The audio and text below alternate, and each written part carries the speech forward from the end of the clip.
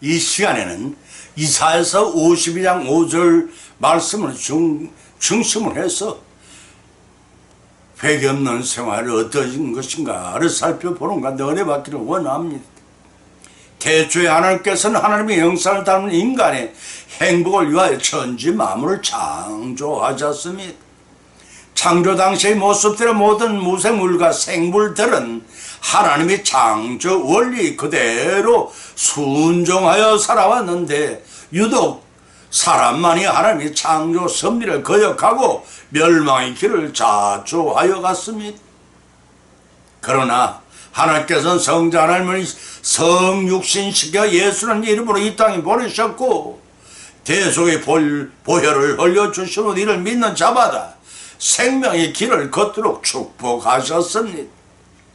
그런데 만물의 영장이라 칭함을 받았던 인간이 주님의 사죄 은총을 받고 새 생명을 더 입었음에도 불구하고 여전히 죄 가운데 살며 주님의 보혈을 헛되게 하고 있습니다. 그것은 새 사람으로 덧입고 변화된 삶을 살아야 함에도 여전히 죄 가운데 사는 것은 원죄의 사주를 받은 악한 정욕 때문일 것입니다. 이러한 죄는 회개함으로써 정결케 됩니다.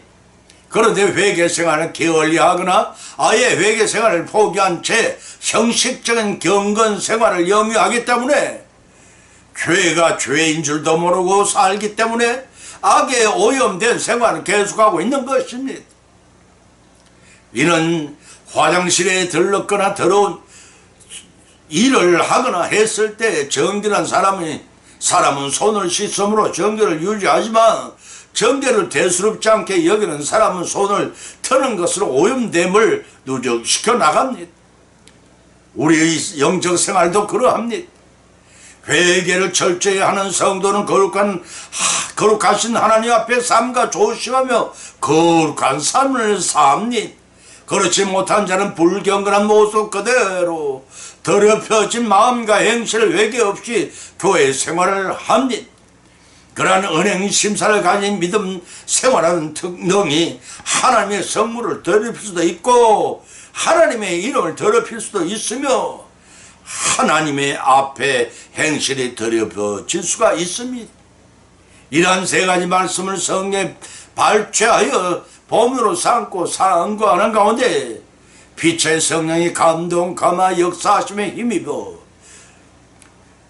받은 말씀을 우리 실생활에 실천하고 적용함으로써 복을 받는 우리 모두가 되시기를 예수님의 이름으로 축을 드립니다. 첫째는 하나님의 성물에 대한 말씀입니다. 레위기 19장 8절, 에스겔서 20장 26절 찾아보면 기록하기를 여호와의 성문을 더럽힘을 인하여 죄를 당하리니 그가 그 중의 백성의 건져지리라.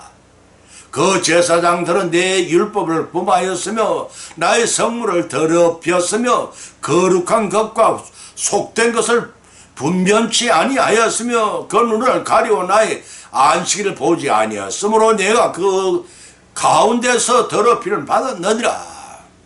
에스겔서 20장 26절 말씀입니다.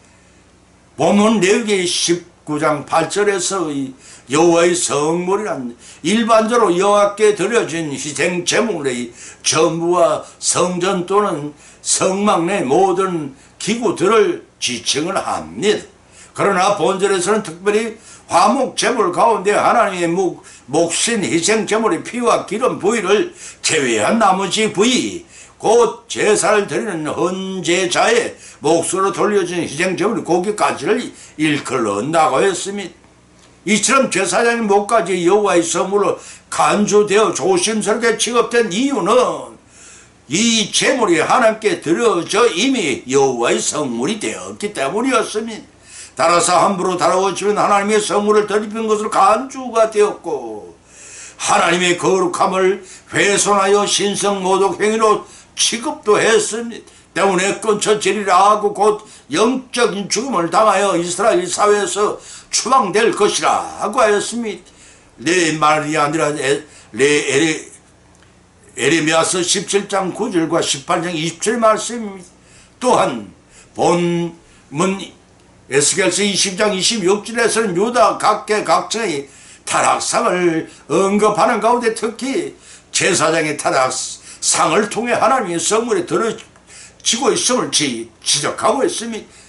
한 나라의 위정자들이 타락하고 종교 지도자들마저도 타락한 나라는 선민 이스라엘일지라도 하나님은 등을 돌리셨습니다. 무조건 등을 돌리신 것이 아닌 선지자를 무수히 보내셨다가 그들의 예언을 끝내 부정하는 백성에게 이방 신흥국을 징계의 몽둥이로 사용하여 회개를 촉구하셨고, 그래도 듣지 않을 때는 70년 바벨론 제국의 포로 생활을 하는 수모를 당하게도 하시지만 남은 자를 붙들고 구원의 은혜를 베풀어 가십니다. 사랑하는 성도 여러분, 여러분은 그런 의미로 대망의 재림 주님께서 심판은 주로 오실 때 남은 자의 신앙으로 성숙되어 온전한 구원을 이루시기를 축원합니다. 그날은 각자가 심고 뿌린 대로 거두게 하시는 판정을 받을 것입니다. 그때를 추수기로 생각 안 되면 농부가 익지 않은 곡식을 추수하지 않듯이 주님께서도 천사들로 하여금 영적으로 익지 않은 믿음을 가진 성도를 거두지 않게 될 것입니다. 왜 우리를 거두지 않냐고 항변했을 때 주님은 이렇게 말씀하실 것입니다. 너희들은 하나님께 바쳐야 할 11조의 성물을 바로 바쳤으며 교회의 각종 성물을 만물이나 가장 좋은 것을 가지고 온 적이 있느냐 물으실 때 그러했노라 자신있게 대답할 수가 있겠습니까? 우리 중에는 그러한 성도들이 단 한 사람도 없지만 구제를 위해 옷과 물질을 가져올 때 새 신, 새 옷과 새 것은 고사하고 써다가 버려도 아까울 것이 없는 것들을 가져옵니다. 기왕 가져오려면은 받는 자들이 기쁘게 받을 수 있도록 손질하고 깨끗하게 빨거나 손질을 해서 가져오면 하나님께서 기쁘게 받으실 것입니다. 우리 교단의 어느 목사님은 그들을 향해 교회가 고물 참고인 줄 아느냐? 하나님께서 노용을 당하지 않도록 도로 가져가라고 하였다는 것입니다. 오늘의 본 말씀은 하나님의 성물을 속된 물건처럼 취급하지 말라는 것입니다. 인간의 생사화복을 주관하시는 하나님께서 기뻐하셔서 복을 받는 행실을 하라는 것입니다. 헌금을 드릴 때에도 가장 새 돈으로 준비해 드리고 헌화를 할 때도 인색하게 굴지 말라는 것입니다. 헌금을 하고 헌화를 했다는 생색을 내지 말라는 것입니다. 인간의 중심중을 통찰하신 하나님이십니다. 진정 회개하는 마음으로 성전에 하나님께 정성과 함께 즐겁게 드림으로써 복을 받으시는 우리 모든 믿음 생활이 되시기를 예수님의 이름으로 간절히 축원드립니다. 두 번째는 하나님의 이름입니다. 이사야서 52장 5절을 찾아보면 기록하기를 여호와께서 말씀하시되 내 백성이 까닭없이 잡혀갔으니 내가 여기서 어떻게 할꼬?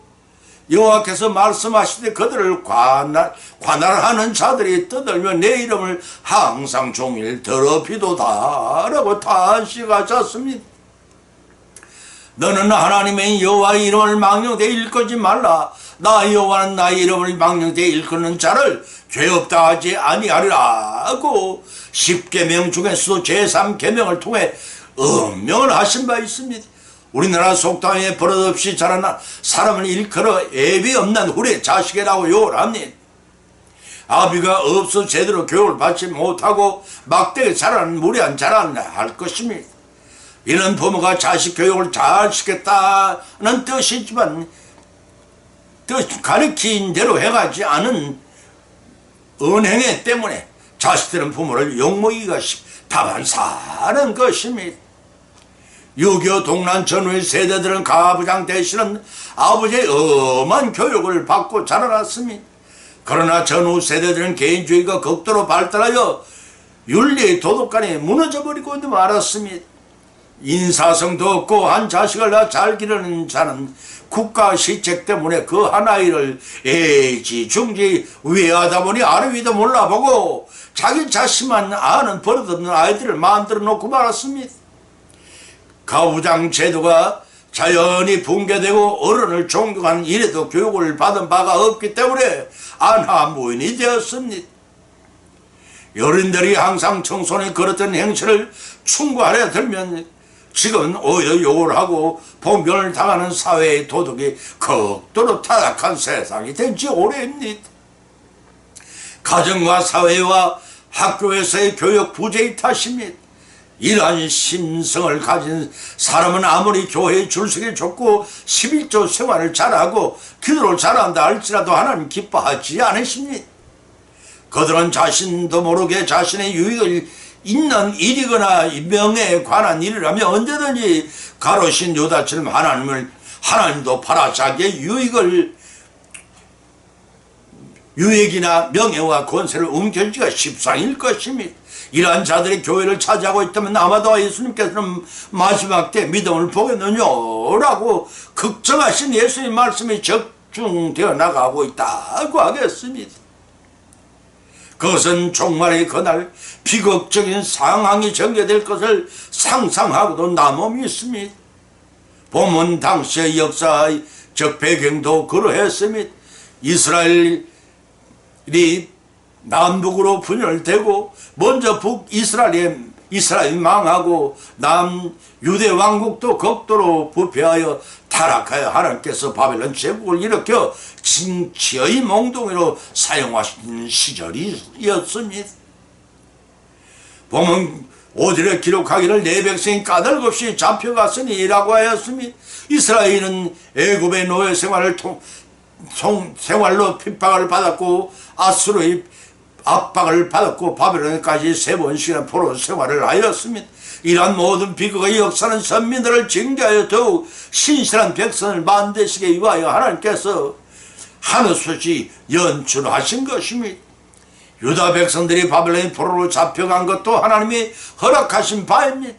그 후에 바벨론 사람들이 남유다를 값없이 소유하고 그들의 근환을 남용한 것은 아무런 이유 없이 학대한 것임을 암시한 말입니다. 다시 말해서 하나님이 신기로 바벨론으로 하여금 유다 백성을 잡아가게 했지만 하나님이 정하시고 허락하신 고난을 남용하였다는 지적의 말씀입니다. 또 본절 중만 이하여서 그들을 관할하는 자들이 떠들면 내 이름을 종일 더럽히도다 라고 하였습니다. 여기서 그들을 관할하는 자들이나 포로 생활하는 유다 백성은 아무런 이유도 까닭도 없이 핍박했던 바벨론 관리들을 지칭합니다. 관리들은 남유다 포로들에게 강제 노역을 시켰을 뿐만 아니라 하나님을 무력한 피조물과 같은 존재로 매도함으로써 하나님의 성물을 모독 했다고 이사야 47장 6절로 11절에 기록하고 있습니다. 이 때문에 바벨론은 멸망을 당했고 이스라엘 백성들의 해방이 됐고 본국으로 돌아왔던 것입니다. 이를 통해서 알 수 있는 것은 공의로우신 하나님은 심은 대로 거두게 하신다는 사실입니다. 오늘날의 교회에 나오는 이들의 삶과 은행을 조심해야 합니다. 길을 지으신 하나님이 덧지 아니하시고 눈을 지으신 분이 보지 않고 계실 것이라는 것은 착각 중에 착각입니다. 남의 이야기가 아닙니다. 교육 부재요 도덕의 타락이라 불평하고 탄식만 할 것이 아니라 가정과 교회에서 아이들 중심의 육신 중심의 삶을 바로 잡지 않으면 언젠가는 바벨론의 짝이 날 것입니다. 하나님이 각 가정마다 자식을 맡긴 것은 하나님을 바로 섬길 줄 아는 인격으로 만들어서 더욱 잘 섬기라는 뜻이 어찌 타락하라고 방조하고 하신 것은 결코 아니라는 사실입니다. 제3계명에서 하나님의 성물을 망령되이 일컬지 말라고 하셨습니다. 망령되이 일컬은 자에게 죄를 묻겠다고 하셨습니다. 하나님을 바로 가르치고 바로 알도록 하여 바벨론처럼 착각하여 권력을 남용하고 하나님의 성물을 더럽히고 회개하지 않음으로써 망하는 일이 없도록 해야 할 것입니다. 세 번째는 하나님 앞의 행실이라고 했습니다. 고린도전서 15장 33절로 34절을 쳐다보면 속지 말라 악한 동물을 선한 행실을 더럽히나니 의를 행하고 죄를 짓지 말라 하나님을 알지 못하는 자가 있기로 내가 너희를 부끄럽게 하기 위하여 말하노라고 하였습니다. 부활신앙의 건강한 성도의 삶이 어찌해야 할 것인을 교훈하고 있습니다. 육체의 부활을 부인하며 왜곡된 말로 미혹하는 자들을 경계하는 말씀이기도 합니다. 이는 하나님이 된 올바른 지식을 갖추지 못했기 때문에 부활을 부인할 뿐만 아니라 타락과 방종의 생활을 추구함으로써 참 신앙을 길을 가고자 하는 성도들 미혹을 했습니다. 본문의 바울은 이 점을 지적한 것입니다. 결국 바울은 믿음을 회방하는 세속적인 자들과 교제를 금했습니다. 오직 부활의 확신과 장래의 영광을 바라보며 올바른 신앙생활을 하라는 고민을 하고 있는 것입니다. 확신에 찬 신앙생활은 온갖 환난은 극복하고 좌로나 우로나 치우치지 않는 믿음으로 복음에 순종케 하는 중요한 요인이 됩니다. 다시 말해서 하나님 앞에서의 우리의 신앙생활이 어떻게 해야 할 것을 교훈하고 있는 말씀입니다. 이러한 본문의 말씀을 통해 우리에게 주는 두 가지를 살펴본 첫째는 바울은 복음 전파 사역을 수행하면서 계속적인 핍박과 고난을 감수를 했습니다. 그러나 바울은 예수 그리스도만을 바라보며 오직 부활을 통한 미래의 삶, 소망을 가지고 살았습니다. 때문에 어려운 역경 가운데 절구할 수가 있었습니다. 이와 같이 주님을 본받아 믿음의 여정을 걸어가야 하는 성도들은 삶 속에서 겪는 고통에 아무리 중하고 견디기 힘든 어려움에 처할지라도 내세의 신앙생활을 확실하며 살아가야 합니다. 로마서 8장 17절로 18절과 히브리서 6장 11절로 12절의 말씀입니다. 그 두 번째는 장차 신령한 부활체를 입은 몸으로 변화되어 영광스러운 하나님 나라에 거하게 될 우리 성도들은 우리를 미혹하여 실족시키는 악한 세력들을 철저히 경계해야 합니다. 그러기 위해서는 이 세대를 본받지 말아야 합니다. 하나님 앞에서 은행 심사를 삼가 조심해야 합니다. 오직 몸과 마음을 새롭게 하여 하나님이 기뻐하시는 것이 무엇인을 분별하여 성숙한 신앙을 성장시켜 나가야 한다는 것입니다. 그래서 본문 33절에 경계하기를 속지 말라 악한 동무들의 선한 행실을 더럽히나니라고 하였습니다. 바울은 본주를 통해 먹고 마시자는 순간 쾌락주의를 경계하고 있습니다. 본구절에서 악한 동무는 넓게 하나님 밖에 있는 자들이요 좁게는 부활을 믿지 않는 자들을 가리키는 말입니다. 부활을 부인하는 자들은 미래의 소망이나 심판의 두려움을 모르기 때문에 방탕하고 죄의식이 전혀 없어서 마침내 배역을 하게 됩니다. 따라서 그들을 따르면 같이 악해지고 점차 배방의 길을 걷게 되는 것입니다. 그렇기 때문에 본문 34절엔 의를 행하고 죄를 짓지 말라고 경고하고 있는 것입니다. 바울은 고린도 교인들의 부활을 부인하고 방종한 생활을 하는 것을 술 취해 환각 상태에 빠진 것으로 비유했습니다. 그래서 깨어나 의를 행하라고 명령하고 있는 것입니다. 여기서 의를 행하라는 말은 정당하게 행하는 것입니다. 결국은 이 명령은 부활의 소망을 가지고 죄짓지 말고 하나님 나라와 그 의를 위하여 행동을 실천하는 삶을 사는 것입니다. 또한 끝구절에서 하나님을 알지 못하는 자는 무지를 자랑하는 파렴치한 자를 가리킵니다. 아마도 고린도 교회 안에서 하나님을 무시하면서 대단한 지식을 가지고 어서대는 자들이 있었던 모양입니다. 바울은 그들을 지적한 것입니다. 교만하지 말라는 것입니다. 사람의 중심까지도 통찰하시는 하나님이십니다. 하나님 안에서 우리의 마음과 행실을 삼가 조심하여 자고하여 패망당하지 말고 겸손하여 예비하신 하나님의 큰 복을 모두 받고 누리시기를 예수님의 이름으로 간절히 축원을 드립니다. 결론을 맺습니다. 오늘의 본 말씀을 상고하는 가운데 비참 믿음된 은혜를 받아 또한 세 가지 교훈을 받은 줄 압니다. 그 첫 번째는 우리가 더럽힐 수 있는 것들은 하나님의 선물입니다. 누가 가지고 왔던 교회에 들어온 이상 물건이든 음식물이든 하나님의 선물이 됩니다. 이스라엘 백성들이 만물 곧 초태성과 처음 익은 곡식을 바친 것처럼 제일 귀한 것 정결한 것 새 것을 드려야 복을 받습니다. 먹다 남은 것이나 써다 사용하지 않은 것을 가지고 오는 일로 주님 마음을 상하게 하는 일이 없도록 하라는 것입니다. 교회 안에 일단 들어온 것은 모두가 선물이 되기 때문에 두 번째는 우리가 더럽힐 수 있는 것들은 하나님의 이름입니다. 이스라엘 세관들은 성경 말씀을 기록하다가 하나님의 성호가 나타나면 손을 씻고 기도한 후 필사본을 만들어 나갔다고 전했습니다. 그만큼 하나님의 성호를 귀히 여기고 하룻강아지 법무순지를 모르고 하나님의 성호를 망령되이 일컫다가 죄를 범하여 멸망당하는 어리석은 행위를 삼가라는 것입니다. 세 번째는 우리가 더럽힐 수 있는 것들은 하나님 앞에서의 우리들의 행실입니다. 자고하지 말고 항상 겸손하게 말씀에 순종한 삶을 살라는 것입니다. 이러한 교훈을 받은 것을 거치지 마십시다. 천국에서는 상급을 받을 수도 은혜를 받고 구원을 받을 수도 없습니다. 오직 이 땅에서의 삶을 통해서는 상급과 은혜와 구원을 받을 뿐입니다. 이러한 사실을 아시고 합당한 신앙생활을 영위해 나감으로써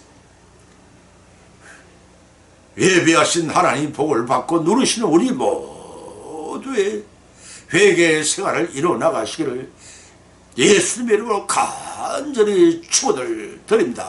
찬송가 491장을 올리겠습니다.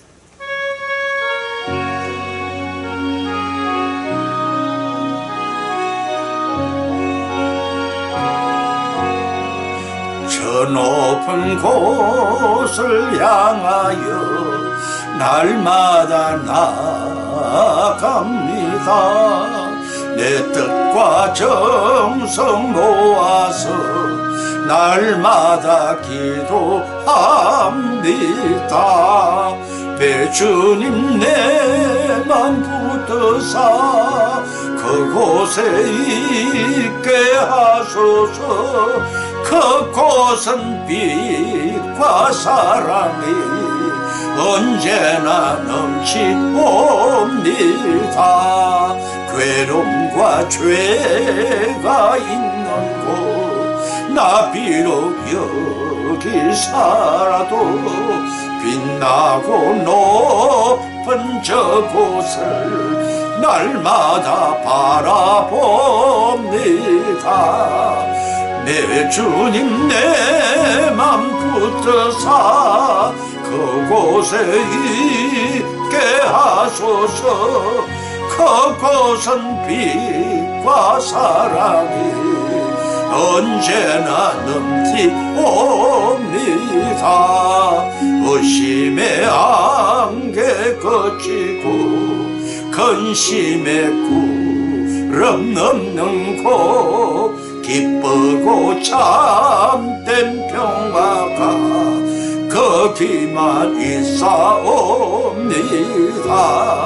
내 주님 내 맘 붙드사 그곳에 있게 하소서. 그곳은 빛과 사랑이 언제나 넘치옵니다.